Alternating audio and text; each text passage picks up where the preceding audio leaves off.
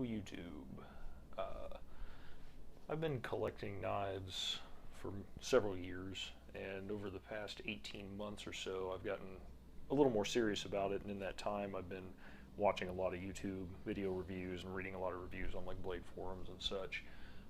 So I thought I might contribute a little bit back to that, share some of my experiences with them. Since I know people have a lot bigger collections than I do, but I've amassed a few of them, and a little bit of a variety of knives from different brands and such. So I thought I might be able to give some insight to people that might be looking for these, just like other people gave insight to me. So for the first couple videos, I think I would like to just do some overview type of stuff. Like for this one, I just wanted to kind of show, I mainly collect folding knives. I do have some fixed blades, but folders are what I really enjoy. So I wanted to show these Pelican cases that I use to store my folding knives that I got. So in this one, we'll just kind of go over that, just a short video, and then I'll step on later into some more in-depth stuff with the knives themselves. But for right now, we'll just take a look at these cases and how I've got them configured to store my folding knives. So I use Pelican 1500 series cases. I did a little bit of research on different Pelican cases that people use, but these were the ones that I just kind of jumped in with. Eventually I just had to make a decision on them. So I've got two of these exact same cases in yellow. I think they were $100 on Amazon. And they're pick and pluck foam on the inside. So these little rectangular prisms, the square type things here, they are pre-cut within the foam, so you just have to kind of pull them apart and pull them out. What I found works best to maximize the storage was I did mostly 2x2 square sections, and those 2x2 square sections will actually hold the vast majority of the folding knives that I own. And the way that works out within the case is you can get these 2x2s to go all the way across until here, and then you'll end up with a 2x3. And this is nice because it allows you to get some larger blades along this side. Up here, going all the way up with this 2x2 configuration, up at the top it leaves you with a 2x4. And what I did, and that leaves you for even larger knives, larger folding knives like these karambits. They won't fit into even the 2x3, so these 2x4s fit them really well.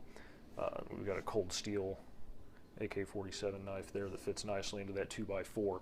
But what I did was I just left those as a 2x3, unless I specifically needed the slot for a larger knife that had the 2x4. So here, if I wanted to swap these out, I could come and pluck that remaining material out. And also, I keep a spare bag of some of these that I did pluck out. So if I got rid of some of these, I could slide the 2x2. I keep them connected as a 2x2 piece. I could slide them back in to fill up some of that gap if I wanted to. It's probably not a big issue. I have a real problem getting rid of knives, so probably this won't go anywhere. But I just want to give an overview of what I use for storage of my folding knives. Most of my fixed blades are sitting in a gun safe, just inside of a storage type deal I set up inside of there. I may get some Pelican cases to store some of those eventually, but my folders definitely needed something because it got to the point storing them in boxes in the safe wasn't working anymore. I had to figure something out for easier access to them. Most of these knives, I'll admit I'm a collector and a user. Most of the knives I have are just for collecting purposes. I just really enjoy the engineering and precision that goes into a lot of them, just the different designs. I like having them. I also do a lot of firearm photos, and I love having all different kinds of knives to use as props in those photos. So actually some of these knives I purchased for the express purpose of using them in a specific gun photograph that I wanted to take. This box, so I said I had two of these boxes. This box is for miscellaneous knives. I've got everything from this cold steel in here to Chris Reeve Sabenzas. Sabenza 25 there, and I've got some small Sabenzas in there.